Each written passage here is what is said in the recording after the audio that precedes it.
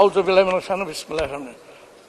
আমার কার্জন বিধি ৭১ অনুযায়ী জরুরি গুরুত্বপূর্ণ বিষয় সম্পর্কে মাননীয় স্বরাষ্ট্র মন্ত্রীর দৃষ্টি আকর্ষণ করে নোটিশ দিয়েছে।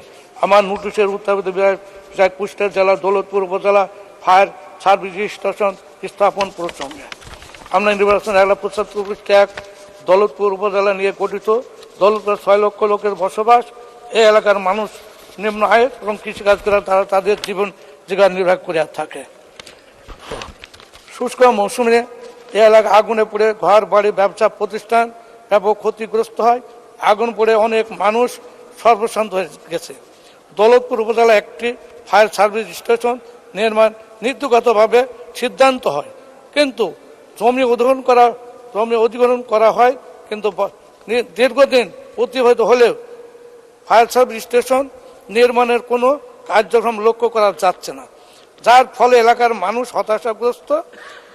তাই আমি আপনার মাধ্যমে মাননীয় স্বরাষ্ট্রমন্ত্রীর দৃষ্টি আকর্ষণ করছি, কতদিনের মধ্যে এই দৌলতপুর উপজেলায় ফায়ার সার্ভিস স্থাপন হবে সেটা জানতে চাই। আরেকটি বিষয় আপনার কাছে জানতে চাই, স্বরাষ্ট্রমন্ত্রীকে বলতে চাই, আমার দৌলতপুর উপজেলা সীমান্ত এলাকায় অবস্থিত চিলমারি ইউনিয়ন, সেখানে আইন শৃঙ্খলা রক্ষার স্বার্থে একটি অস্থায়ী ফাঁড়ি নির্মাণ আছে। এই ফাঁড়িটা যদি স্থায়ী করা যায় তাহলে আইন শৃঙ্খলা রক্ষার সুবিধা হবে।